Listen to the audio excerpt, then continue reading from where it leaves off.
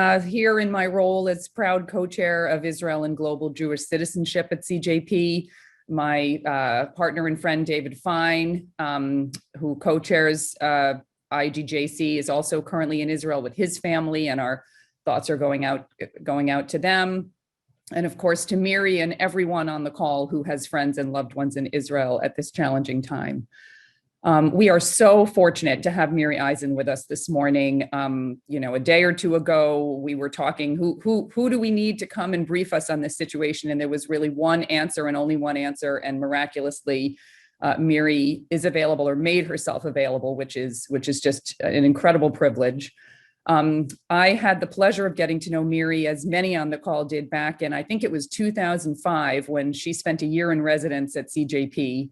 And she has provided guidance and expertise to countless missions to Israel for so many communities. But we all know that Boston holds a special place in her heart, as she does in ours. So many on this call know Miri well and know how lucky we are that she's with us today. We are so grateful that you're here. I will just briefly highlight a few things from Miri's background. She obviously has a deep background in intelligence, security, and diplomacy. During her 20 years in the IDF, she served as the intelligence officer in combat units, as personal assistant to the director of military intelligence, and deputy head of the Combat Intelligence Corps. She was the Israeli government spokesperson during the Second Lebanon War, and she is among the first women to achieve the rank of colonel in the IDF. Today, Miri serves on the faculty of the IDC in Herzliya, where she teaches graduate and undergraduate students, and she is an associate at the International Institute for Counter-Terrorism. She also does a million things and gives briefings and updates to everyone constantly. And again, we are so fortunate that we have Miri with us this morning to give us a personal account of everything that's going on, to speak for a bit, and then to answer as many questions as we can fit into this hour. So I will turn it over to Miri. Thank you. Lisa, thank you so much. And can I say to all of these faces I'm looking at, hi, I feel like I know every single one of you. This is Miri talking in Boston to a home crowd. Lisa, you're absolutely right. I would have canceled anything because this is my home crowd. And I'm very, very happy that you asked and that I could cancel what I have, because it's 10 past 4 p.m. in Israel right now. And I want to try and give you both a framing, a sequence, and a little bit of perhaps a glimpse into the future of what is happening over the last few days. So breathe deep. It's not pretty. It isn't easy, but I'm going to try to put it together and give a sense of what is going on. So the first thing I want to say is that in its own way, it's all about the calendar. These are actually 2 weeks of the year, the first 2 weeks of the month of May 2021. Years ago, and certainly last year, everybody in Israel knew that there was going to be a combination of religious dates and commemorative dates that were going to all be in the same 2 weeks. What do I mean? So I want to say to everybody, happy Shavuot, which is next Sunday. Can I say to any in our crowd, I doubt we have Muslims right now, but right now is the first day of Eid al-Fitr. Until yesterday, we were in the month of Ramadan. In the last Friday was a commemorative Iranian Shiite day that's gotten very broadly accepted in the Muslim world, which is called Al-Quds, or Jerusalem Day. And this last week on the Jewish calendar, because it's the combination of when lunar calendars like the Muslim that are not corrected, the Jewish lunar calendar that's corrected, but because of that, it's different dates in the year, and the regular calendar that we're all used to, all came together that in these 2 weeks, I got Jerusalem Reunification Day, which for Israelis is an important holiday 54 years ago, together with the Muslim Shiite Al-Quds Day, together with an evening in the month of Ramadan, which is called the Night of Fate, which is deeply connected to Al-Aqsa, to the compound, to the Temple Mount, to Jerusalem, and it all came together.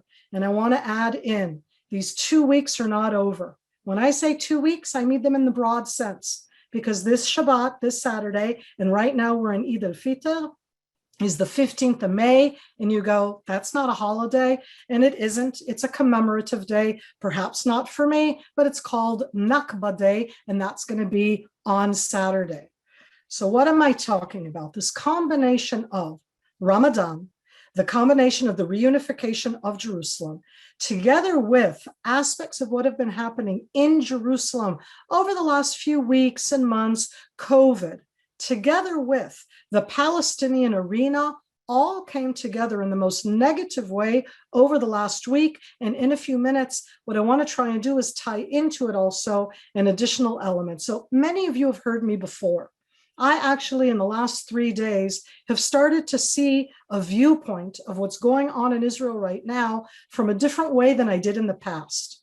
Essentially, from the Mediterranean Sea, a kilometer from me right now, to the River Jordan in the historic land of Israel, historic Palestine, there are 4 different Palestinian arenas, 4. And I literally will say to you that I teach this, and until the beginning of this week, I would have said 3, but now I'm going to say 4. And the reason I'm saying 4 is it has to do with all of the events happening right now.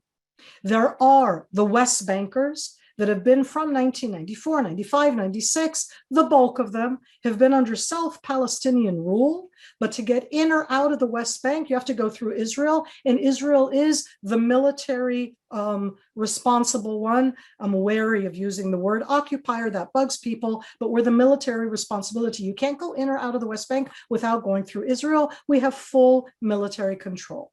When you talk about East Jerusalemites, it's a different status. Closing in on 350, even 400,000 people, over a third of the city of Jerusalem. They are not citizens of Israel. They are residents of Israel. And they were vaccinated because as residents of Israel, you get full Israeli healthcare, full education system. So the East Jerusalemites are vaccinated. You heard before Shira saying, post-COVID, restaurants open, but the year until this year, when everything opened up, both the West Bankers and the East Jerusalemites, like anybody who works in the world of tourism, of international visitors, their unemployment. And unemployment hits those areas even harder. So that's 2 arenas. The third arena is the Gaza Strip under the Hamas. But I'm adding in a 4th arena. For years, I have talked about the fact that in the self-identity of the Arab citizens of the state of Israel, there are those that will define themselves as Palestinians who have Israeli citizenship. Over the last 3 days, here in Israel, the worst part of what has been happening in this upscaling violence from Jerusalem to the rockets that I'll get to in a moment, the rockets, and to what's been happening in domestic violence in Israel, the domestic violence is the one that is shocking us here. I really do hope that a siren won't go off while I'm talking to you right now. But if a siren goes off, if I have to go to a safe room, if Shira has to go to a safe room, we know what to do. The state of Israel, the home front, we've told what to do. We go to our safe spots. And it's horrible that already 7 Israeli citizens have died from rockets. That has to do with Hamas in the Gaza Strip in the last 7 years, learning its own lessons on how to try and get past the absolute, what they saw in 2014 as the hermetic closing of the Iron Dome of those interceptor rockets that stopped the incoming rockets. What they do now is they do big barrages. Meaning they don't fire here and there and we intercept them. No, they fire 50 at once towards the same area. That definitely makes it more of a challenge for the interceptors, and they have been, from their point of view, successful. But the story of what is going on right now went in stages. Because over the last few weeks, in the month of Ramadan, where we all knew that this was going to come together, Ramadan and Flag Day, which is a parade, very agenda-based parade, but it's an agenda-based parade about the unification of Jerusalem. The extremist voices on all sides came together over the last week in the worst type of confrontation. And in this aspect, what happened in Jerusalem is that Israeli police decided to have a policy, and they're allowed to have a policy. But the policy that they had overwhelmingly was a harsh one for people in Ramadan who want to pray every night at break fast, which is in the night, iftar, and they want to do so in that first prayer after the sun goes down up on the Temple Mount in the Al-Aqsa Mosque, on that area that they will call the Al-Aqsa compound. It's the same Temple Mount, same area. And the Israeli police in Jerusalem, to make sure that there were no riots, was very strict at the beginning. And it's been an ongoing tit for tat game between people. And I want to remind you, it's people. It's people who are coming in their religious sense to pray. But I'm going to introduce the term right now of, it's a terrible term, and I apologize. It's my cynical me, and I don't have a better term for it. I'm introducing you all right now to the term young angry men, because there are young angry men, overwhelmingly men. I don't know. I've been looking all of the time. There aren't a lot of women there, not on the Israeli side where we've seen horrific extremists, not on the Arab Muslim side, young angry men coming both to the prayer, very much confrontational with the Israeli police. There's a legal aspect that's going on in a different area inside Jerusalem that's also in the background. But what happened is Hamas piggybacked, I kid you not, piggybacked and came to the forefront. Hamas did not plan what has just happened over the last week, but Hamas took advantage for them in the strongest way I've ever seen them doing so, where in the confrontations in Jerusalem, Hamas said, hey, this is about Al-Quds, Jerusalem in Arabic, the holy. This is about Al-Aqsa, third holiest site in Islam. We, Hamas, the protectors, it's in their symbol. The Hamas symbol in the middle has the Dome of the Rock. That's part of their symbol of the Azzadin al-Qassam brigades. It's like, take their symbol, take the symbol of us, and look at what those Israelis are doing. And the confrontations on the Temple Mount, very much egged on by extreme Islamist voices that were egging it on, horrific, violent confrontations. What does the state of Israel do? We instate the law. When you instate the law, and you've been seeing that from overseas in a very harsh way, if they take over the Temple Mount, then you break into the Temple Mount to be able to get in and to arrest people who are throwing rocks, chairs, stones, anything they can in the area, in the arena, creating havoc. You break on and through. You use non-lethal weapons. It never looks good. And I've lost our sense of time. Shira, I think that at that stage, you probably were in Jerusalem. I don't know exactly where you were at the time, but Monday at around 5:30 p.m., Hamas put out an ultimatum. And Hamas don't put out ultimatums to the state of Israel. We don't accept ultimatums from the terror organization Hamas. And in their ultimatum, they said, when it comes to Jerusalem, that if Israeli police forces do not evacuate the Al-Aqsa compound, in their terms, the Temple Mount, then they, Hamas, will respond. And at 6:02 p.m. on Monday, Hamas fired rockets on Jerusalem. I want to be clear, they weren't firing to hit Jerusalem. They fired rockets on Jerusalem. What happened? There were sirens all over Jerusalem. They did it parallel to Reunification Jerusalem Day, to the flag parade that was in the streets of Jerusalem. What are the images that you all saw in your eyes? The sirens, the people dispersing, the flags of Israel, people running away. You've just made a really strong impact without a single rocket hitting Jerusalem. What else did you see? You saw the Israeli Knesset, our parliament, sitting in a session in honor of the reunification of Jerusalem, the whole idea of our one unified capital. And you saw them leaving the center area, going down into a safe shelter. If Hamas could have, they would have ended it then. That was Monday, 6:02. In immediate response to the rocket attacks by Hamas, this ultimatum that they thought that they were posing to the state of Israel, the Israeli Defense Forces, the IDF, in response to those attacks, attacked several very high-ranking Hamas and Palestinian Islamic Jihad terrorists in the Gaza Strip. And in response to that, we started to get the rockets. But the rockets were different this time. I mentioned this before, meaning they had this planned as an action, but the trigger in that sense that was given them, they were uplifting the violent rhetoric and actions on the Temple Mount. They gave the ultimatum about Jerusalem, and then they fired the rockets. Israel responded against those rockets, and since then, they've been trying to use what they consider to be their upgraded capabilities, Hamas upgraded capabilities. Suddenly, look at all of you. You've all forgotten about Jerusalem. What can I tell you? Jerusalem is not over yet. That is a huge issue that started, and it's not over. But it transitioned into being Hamas against the state of Israel. But for the first time in my memory, and you all know I've been in this a long time, Hamas are the one who are dominating the Arab waves. They are the ones who are saying, we're standing for Al-Aqsa, we're standing for Al-Quds, we're the ones defending the holy city of Jerusalem. That's the cry that's going on. It was still during the month of Ramadan. Ramadan only ended yesterday, last night, into the feast of Eid al-Fitr, which started last night. And today's the first day of these 3 days of the feast. And all of this coming together. And as I said, I remind you on Saturday, Nakba Day, there's still another peak to go through, where the Hamas rhetoric, not just of the destruction of the state of Israel, that's not been at the forefront. It's about, they say, protecting Al-Aqsa, protecting the holy places. We, Hamas, are doing so, and with what they consider their upgraded capabilities. You've all noticed those capabilities. The capabilities are not game changers, but they are, you see, I mean, it's horrible, the casualties that we have had.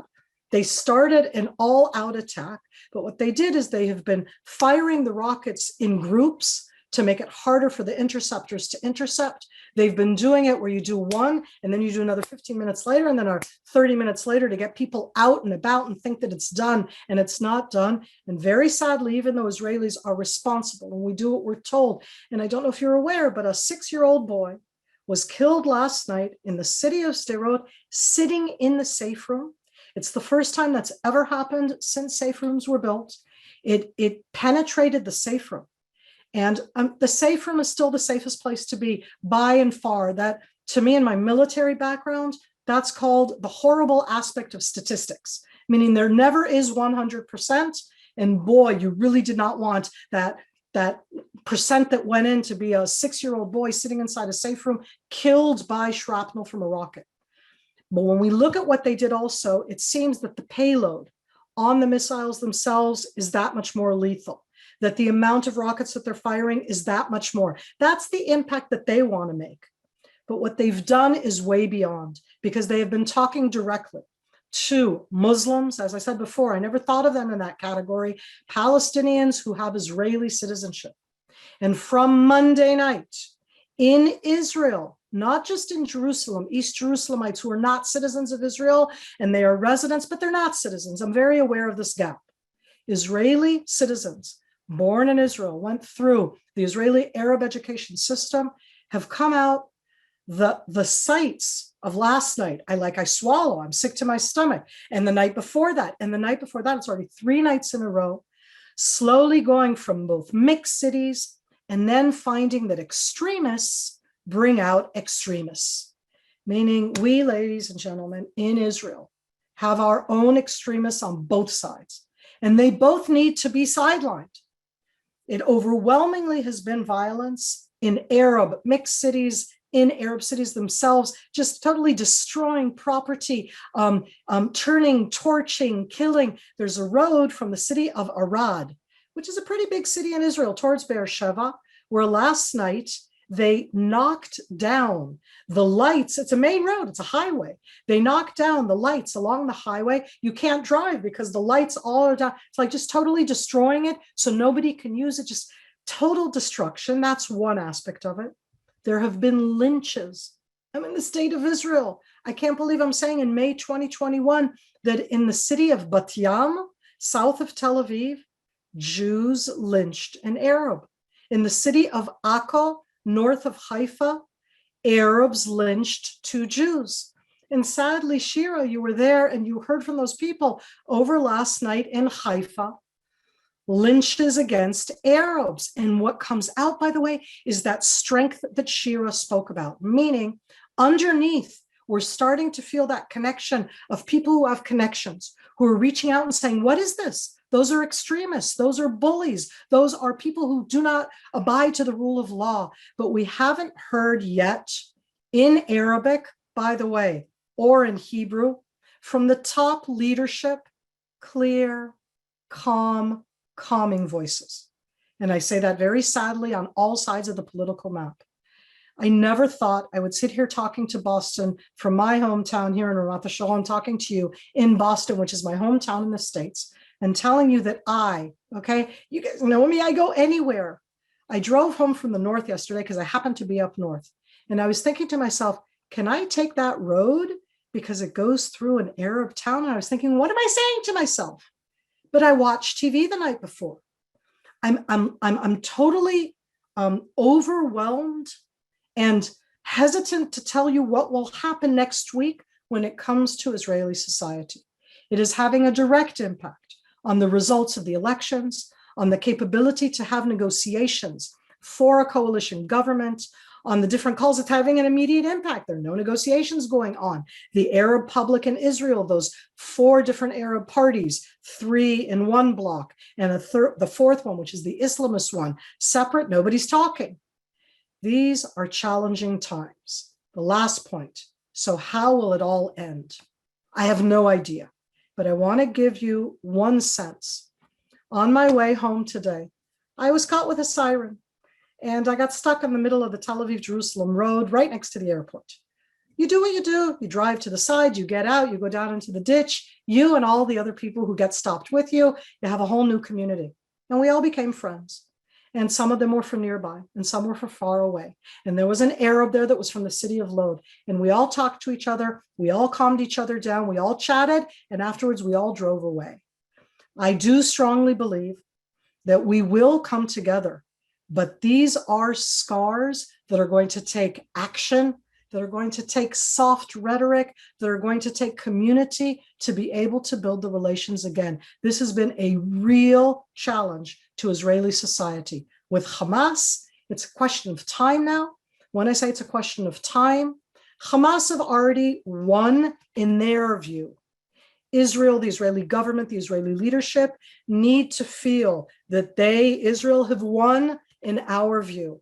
This isn't about you. This is about us. I, Miri, in Israel right now, need to feel that Hamas is not allowed to fire 1,300 rockets in 72 hours, kill Israeli citizens because they're posing ultimatums about the Temple Mount. No. Terror organizations don't do that.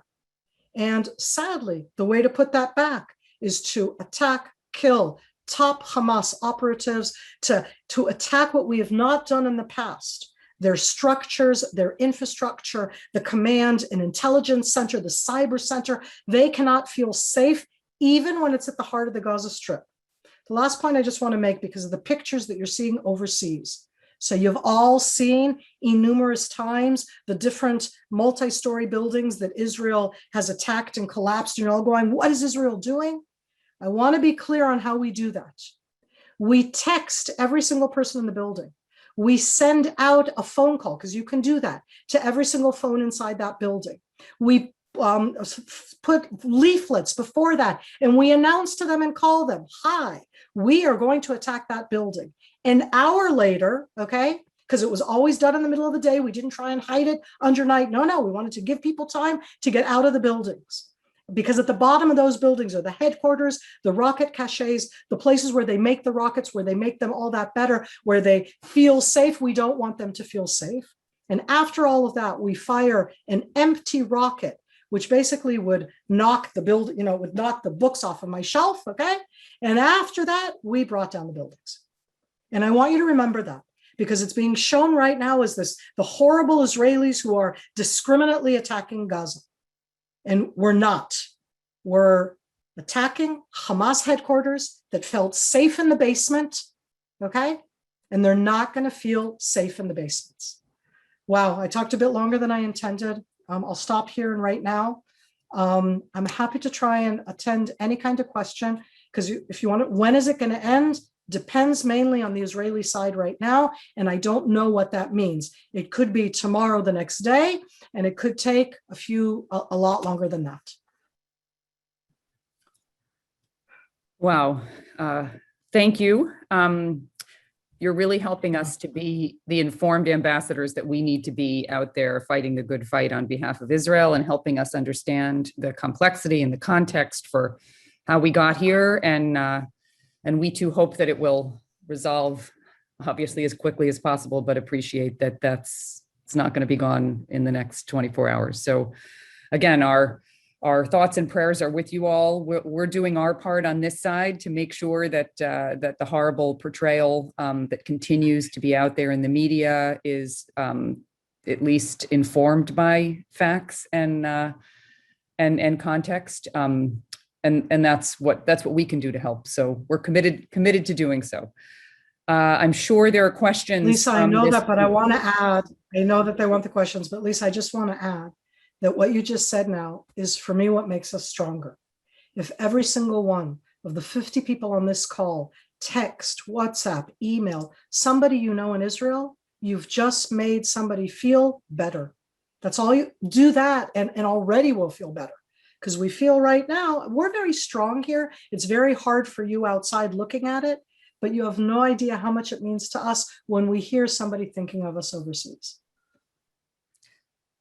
So absolutely, we will do that. We will all continue to do that. And we will all continue to try and educate people around here, because there is so much misinformation about what's happening and why it's happening. And interestingly, you didn't even mention, you just kind of alluded to this legal case that everyone is using as the simple reason for why all of this has happened. And I guess I'll take the liberty, since I don't see other questions in the chat, to just ask, can you speak a little bit about that and what's actually going on there? Sure. And obviously it's not the only factor, but it is one we need to be aware of and understand.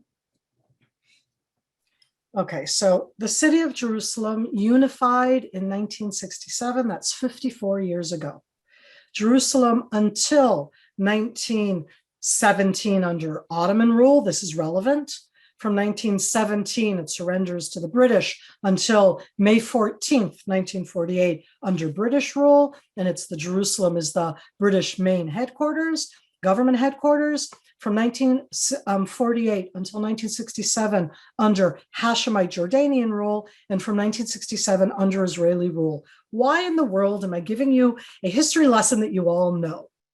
Because in the 19th century, Jews who were coming both to Jerusalem, the Jewish community inside the city of Jerusalem is one that has been there for hundreds of years. In the 1850s, the Ottoman Turks in the demographics of the city showed that half the population of Jerusalem was Jews in 1850. And from the 1850s and all, they start to build new neighborhoods of Jerusalem outside the city walls. A lesser known neighborhood that was built, land bought, in a little neighborhood built by the Va'ad Sfaradi Elyon, which is the Sephardic community. And in Boston, you have Sephardic, but it's not a large community. Overwhelmingly, North American Jews are so dominantly Ashkenazi that you don't necessarily know the Sephardic. You may know some of the Iranian Persian, but we're talking Sephardic Middle Eastern community. They buy up land and build a small community and a synagogue next to the tomb of Simon the Just. Shimon HaTzadik. I love Simon the Just. He's a really great guy in the Mishnah. He's the one on three legs the world stands, on Torah, on work, and on Gemilut Chasadim. Somebody translate that for me. On giving, on charity. Okay, acts of loving kindness. It's actually on the loving building kindness. of CJP. We can all like, exactly. It's on like the Simon CJP the Just. building. Exactly. Simon the Just, great guy. And the Sephardic community built two different small neighborhoods over the years. And in the Great Arab Revolt, listen what a history lesson this is here. In the 1930s, actually specifically, the British asked them to leave in 1938 because the British mandate said at the time, you're a really small Jewish community in the heart of a very large Arab neighborhood that is built north of the old city, a neighborhood called Sheikh Jarrah. And in 1938, they asked the Sephardics to leave it. It continued to be owned by the Sephardics. And it's not owned by a person, and it's different land ownership laws than what you have in the United States. It was owned by the Sephardic community. In 1948, there was a war. You may have noticed Nakba Day, May 15th. That would be the other side of the war. Why am I mentioning Nakba Day? Because under Jordanian rule, the Jordanians, their own prerogative, put inside these different buildings Palestinian refugees of 1948, which, as I said, it's one of these aspects that I'm going to say, it's very legal. It doesn't make it feel good, moral. It's not a feel-good story that I'm going to tell you. And in 1967, with the reunification of the city, those Palestinian refugee families that had been under Jordan continued to live there. In 1980, Israel passed the Jerusalem Law. And in the aftermath of that law, the Sephardic community, and I'm going to say something very not PC, backed by people with agendas, let's be very clear, but the Sephardic community came and said, hey, we own these houses. They should come back to us. And in the lower courts, it was decided that the people could continue to live in these houses, but they had to pay a nominal rent fee. We're in 2021. It's been in the courts since literally 1980, even a bit before, where most of the years what was in the court and what was going up to the Supreme Court was if these people agree to pay the rental fee, then they live there. And from the it's already over 15 years it's been in the Supreme Court, where it went to the Supreme Court where it said if they don't pay the rental fee, these are already second, third generation Palestinian refugees registered with UNRWA, then the Sephardic community asked that they be evicted. And all I can say is that I have a good friend who is a law professor at Hebrew U, because the Supreme Court ruled under the law that under Israeli law, they could be evicted. So everybody here now can have their own opinion about this whole aspect. Over the last decade, 3 out of the 12 families, it's 12 homes, 3 have already been evicted. And there was supposed to be a 4th family evicted. It was supposed to come to the Supreme Court this week. And that's, as I said, this is a long-term, very challenging aspect that's been going on for a very long time. It isn't one, Lisa, that makes me happy. It isn't one that I say, and Israel is also wonderful. If you heard before also, I'm quite critical of the way that the Israeli police prepared themselves for the month of Ramadan this year, which happens every year in Jerusalem with Al-Aqsa, every year. Okay, I'm critical, but I'm also at that stage, I'm not going to start changing that now. I'm in the middle of it. This issue of evicting Palestinian refugees in the month of Ramadan, in the city of Jerusalem, the Palestinian elections, who represents Jerusalem? Me, Hamas. Remember, I go back to what I was talking about before. It all came together. And it has been so over what you said before, misinformation, disinformation. I was speaking with some people yesterday that they said that in the Lutheran Church's website, it says that it's talking about evicting 2,000 people. Now, it is about evicting, and it's evicting. There are 12 homes there. There are other areas where you have illegal structures, and there's a lot of eviction orders in Jerusalem. Everybody is putting all of the mishmash together. And I say it very sadly because it isn't one where you come out and go, legally, Israel is on the high moral ground. We're on the high legal ground, okay? Evicting Palestinian refugees and giving it back to Jews and what that opens up, because we will not allow inside Israel to give back land ownership to Arabs who left their homes in 1948. This is a very murky quagmire arena. So I gave a little bit too much information on that one. Yes. And that was extremely helpful. And what we've been seeing is, that Israel has a right to defend herself, but no one should be evicted, like as if they're equal without, again, any of that context that it's so helpful for us to have, and much appreciated. Okay, some questions are coming in that are going to require you to take your crystal ball out from under your desk there. And do your best. The first is, you alluded to this, but can you talk a little bit more about the impact of all of this on the current political situation? So the first thing is that it's made stagnation, which is not good news for anybody, because under Israeli law, you have a very specific amount of time when you have been given the mandate to put together a coalition government. The president can extend it by an additional 21 days. But if this conflict goes on and both portions, meaning 2 weeks and then 3 weeks and another 3 weeks go up, then the mandate is up. You can't, it's the law, it's a basic law. You can't change that, which means that it would revert back to the president, who is allowed to then give it back to the Knesset, and the Knesset has to vote itself out. That's one scenario. Scenario number two is that they actually continue coalition, because right now, Yair Lapid is the one who was given the mandate to try and put together a coalition government. Here it has to do with Israel and who we are. Nobody wants in Israel right now to hear about political, political wheelings and dealings. No, we're under fire. There are rockets, there are sirens. Really, you're doing wheeling and dealing now? If you don't do the wheeling and dealing now, then the time is going to run out and it's going to go back, and we will inevitably suddenly arrive in a place where we're going to have fifth elections. I have no idea how that's going to play out. There are a lot of people inside Israel, very much depending on which side of the political spectrum you are, meaning if you are with Benjamin Netanyahu and you see him as the security figure, as the one who has lots of responsibility, been there for a long time, knows what to do, been very effective against the growing Iranian presence, about the whole aspect of the Iranian threat of the nuclear weapons, who again, those who support will say been very effective and strong, then they're like, this is not the time to change the prime minister. And when you come from the other side of the political map and you say, when of all times, yet again inside conflict, things have not changed with Hamas over the last 14 years, things are not better within the Middle East. Look at what's happening in our domestic front. We are combusting in a way we've never combusted before. We need to change the prime minister.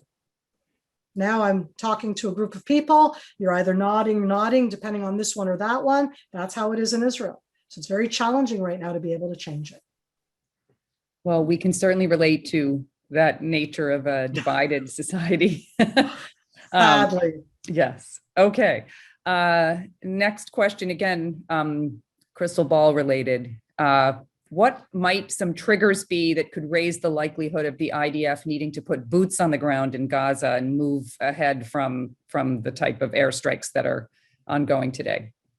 So here it has to do with military strategy, mamash, at a strategic level and an operational level. We in Israel, here I'm using my military hat in that sense, my different background, you really want the other side to realize, understand that Israel will enter and conquer portions of the Gaza Strip. For them to realize and understand that, you really need to mean it. When I say you really need to mean it, if you just say, well, come in, watch out, and you don't do anything, that has implications. It means that you're threatening and not following it up. And I think that right now, that's exactly where we are, which is at that very challenging stage where the Air Force have done very strong things, the tanks from afar, artillery from afar, different perhaps special things that we haven't heard of as much.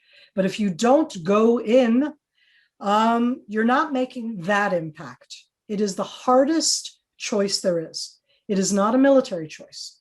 It is a governmental, prime minister, minister of defense, cabinet security decision. And I'm asking all of you, do you want an interim government, which is after our fourth elections, where we all know that they hate each other, right? Okay, it's not like a secret to anybody that I try to think every single time that Netanyahu and Gantz sit in the same room. It's not like they're exactly buddies.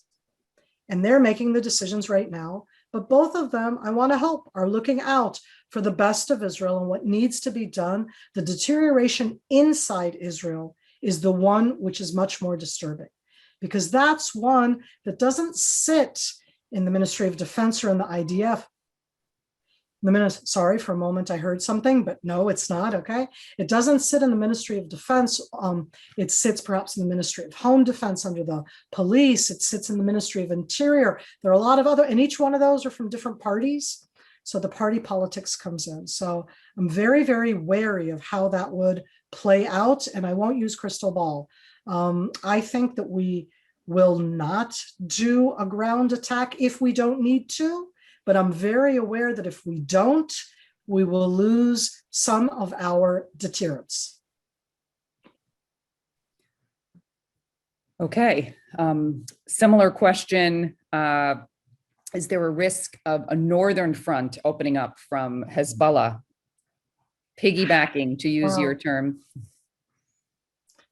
Right now, the main success story, it's me being cynical, of the last week is Hamas.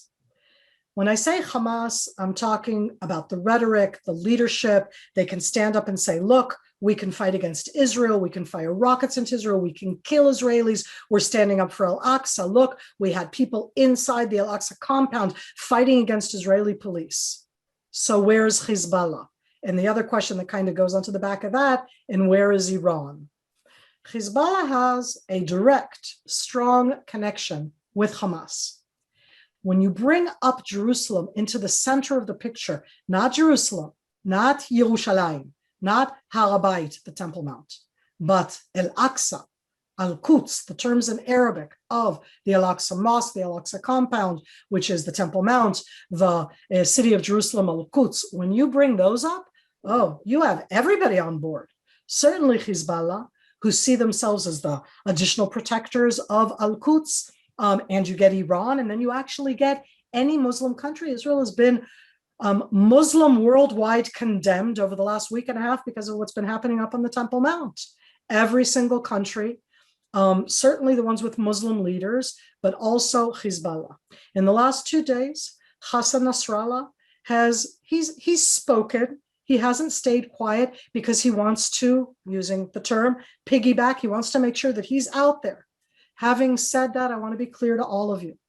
Hezbollah does not necessarily want to go to war right now, but I cannot say that they won't.